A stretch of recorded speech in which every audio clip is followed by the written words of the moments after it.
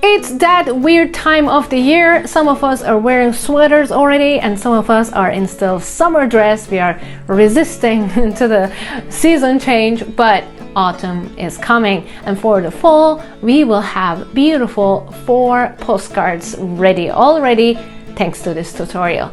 I'm going to show you how to make these small postcards in the autumn theme in a second. Last year around this time I made this beautiful pumpkin painting with watercolor. If you're interested, I'm putting it up right here for you. Including today's painting, I have all the real-time fully narrated tutorials ready for you on my Patreon. patreon.com/Ece Gurler. Now if you're ready, grab your brushes. We're gonna color your day with some fall colors.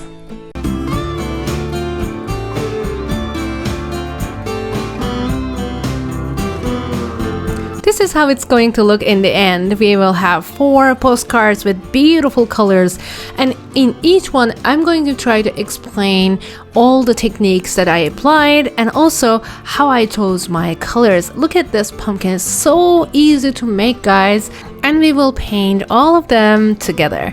Let's start with the pumpkins. For the pumpkins, the key is to decide on the colors in advance. I had warm yellow here, and I also mixed warm yellow with warm red to get this very nice orange color. I did wet in wet method, which is basically while my yellow paint was wet, I went in with my orange paint. They blended in each other really nicely. While they're drying, I go in with my green and I'm creating all these leaves, and once they dry, of course, I'm gonna go in with another green tone. Don't do wet on dry method like this because you see that the edges don't look natural at all. So instead, please wet your first layer with clean water and then do your second layer on the top. Again with wet in wet method. This is the best way to go in terms of creating the layers. You can see that I left some white areas as white because I think it looks much prettier that way. This is the second green that I'm applying, and I'm just applying on certain places, not everywhere, and I'm adding some brown to the stem, and it looks much more natural this way. It needs to be dry before we add our black ink because, as you know, ink is soluble in water and we don't want that. I'm adding all the lines but not a whole line. As you can see, there are like parts of the line, and I'm outlining the leaves only. I'm not giving realistic details at all. I'm just giving these random curly decorations as well. My whole purpose is to make it warm. My advice, not to touch your ink with your wet brush just like this, because then the ink is going to be actually very messy and it might mess up your painting. If you cannot lift up with your tissue, then while it's still wet, you can go in with your eraser and erase that mess. And nobody will notice, guys. You see? Perfect. I did this yellow ochre color around my pumpkins, and I think it gave a very nice, warm, natural feeling to my painting. The second one is vintage minivan. For this minivan, I had a sketch beforehand because I don't want to mess up the lines. It needs to be certain proportions, and I started painting it with the same orange that I use for my pumpkin. And at the top of the van we have a kayak, and I chose green for that because I think green looks very beautiful with red and orange tones. Remember the color wheel. You can see that I'm actually adding the details with a small brush, and I'm holding it from the very tip because this is the way I have the maximum control. I use gray for the windows, as you can see, and I'm going to show you a technique. You can see me now pulling some paint off of the paper with my tissue. This way they look like reflections. Now this is the ground. I'm using the same gray for the ground also, but for the wheels I'm going to use black because I think that is a more natural color for the wheels and it's going to pop out more. I'm gonna add a little bit more black here, but see how much water came out? Don't freak out, just go with your tissue and slowly pick that water up. and then I'm adding the shadows to give more realistic look to those reflections. And afterwards, it's time to add the background, guys. I'm going to wet all the background area before I add the trees, and I'm going to apply wet and wet method. So I drop all the colors that I have here on the left: orange, red, pink, and also some warm yellow. They blended in so nicely, as you can see, and I'm going to a little bit like mix them with my brush as well. Perfect. Once they are ready, I can start painting my trees. You can make the trees with the same brush on the tip of it, or you can do them with a flat brush. And I'm going to show you how to do that. Filbert brush or the flat brush can help you creating these pine trees in a more nicer and much easier way. Look at my brush right now, and I have enough paint on the tip of my brush, and I'm gonna do just horizontal strokes left and right, just random strokes, just like Bob Ross, to create this pine tree effect. I'm using different colors too, because I think different colors look much better together. This is a little bit too wet. I prefer having a little bit like less wet paint on my brush to give more, I don't know, tree look to my trees.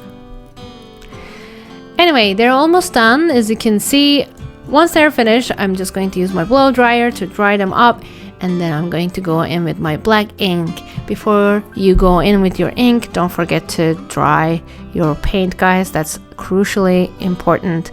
And one more note, when you dry your watercolor, the color will get much lighter, maybe 2 or 3 tones lighter. So don't be afraid to go darker with your watercolor. Now it's time to add all the details with your ink pen. Here, please have your wrist rested on the desk, on your paper, because this is the way that you get the most control on your pen.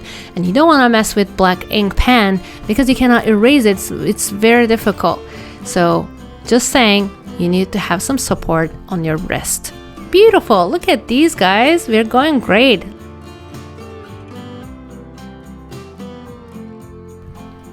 By the way, you can add on the back side a place for stamp or maybe the address lines. It's all up to you so that they look like actual postcards. Now let's do the third one, autumn foliage. And for this, we have a landscape. I'm starting with the sky. I added like some wet blue paint, but honestly, it was a little bit too light, so I'm gonna add another layer. And of course, I want clouds. And in order to add those clouds, I'm going to go in with my tissue and pull off some colors gently, of course irregularly, so that they look like actual clouds. And I'm gonna go in with my yellow, but I want to show you one more mistake that I did.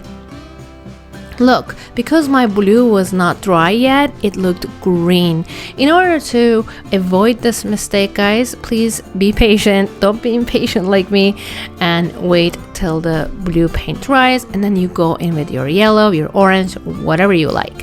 Here I'm using, of course, the orange, the yellow, and the green colors, because not every leaf is turning yet to orange or red. And the second layer will have more robust colors. For the sky, I had the second layer again. Of course, I applied the cloud effect again.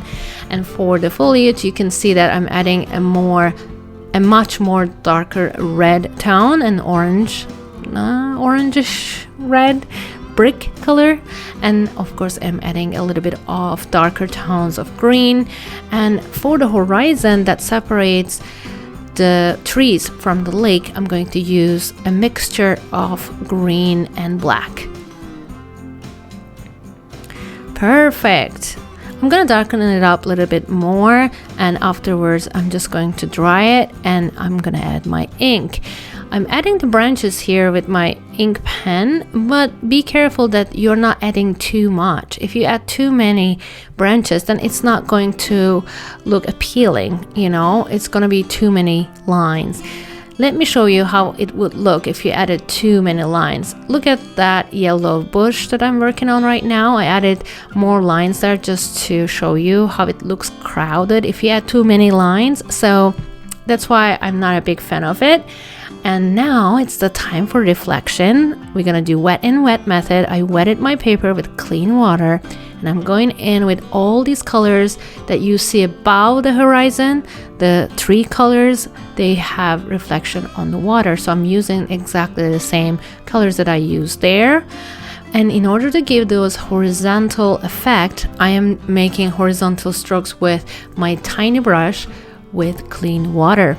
Now the second layer. For the second layer, I'm gonna wet my paint again, and I'm gonna add the second layer with wet and wet method. Now I'm using a little bit more darker tones, like darker green, darker red, and darker blue, so that the second layer has more vibrancy on the first one.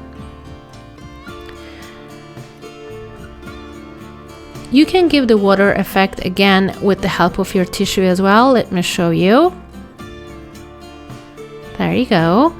And the third and last layer will give the ultimate result in reflection. This is going to be wet on dry method. I added my paint. You see the greens, you see the orange, and I'm just like pulling that paint right and left, giving like horizontal lines with my small brush so that it looks like water. And once they are dry, this is important, guys, with my clean water, I'm just brushing them once or twice. I would say I'm burnishing them so that they look all together much more nicely. On the right top part, you can see that the black ink came off, so it looks really ugly, and I cannot erase it anymore. What am I gonna do? I overpainted, guys. I just painted it over. Now it looks good. You cannot even tell there's a mistake there. And I'm gonna add more red here because I just like red. Look at that. Isn't that beautiful? I would love to live here. Now let's do the last part, guys. Autumn mushrooms. I know mushrooms are not necessarily a fall thing, but here I'm going to show you how we can use fall colors and make them look like a fall thing. Here I did the splash method. I splashed some colors like blue, yellow, and red. Here I'm using all these different colors for the caps, mushroom caps. I'm technically using the complementary colors here, such as, you know, blue and yellow, and then purple and orange, and I have also red and green. All these colors will pop when they are used together in the same painting, so I'm using just that. And also I'm being careful about the stems because I know that some stems are in front of the other caps, and I need to leave those places blank. And I do have a giant leaf, yes. I will show you now what to do if you have excess water in your paint. Just bring your tissue closer, just touch it, and you will see that the tissue will soak it up. Soak up all the paint that you just did too much. Look, perfect. And now let's dry them all, and once they are dry, I'm going to apply the stems. Like, I'm going to color the stems again in ochre color. And once everything is dry, then I will go in with my black ink pen again, and I'm going to outline everything, and I want to make it a little bit dreamy, so probably I'm gonna add a little bit like lines or dots that will show like almost like a fairy tale illustration. I don't know, I kind of like those things, and you will see I was inspired by some pins on Pinterest, so you can find all the original artwork that I was inspired from in the description part if you want to check them out. I highly recommend you to go to Pinterest for some drawing inspirations.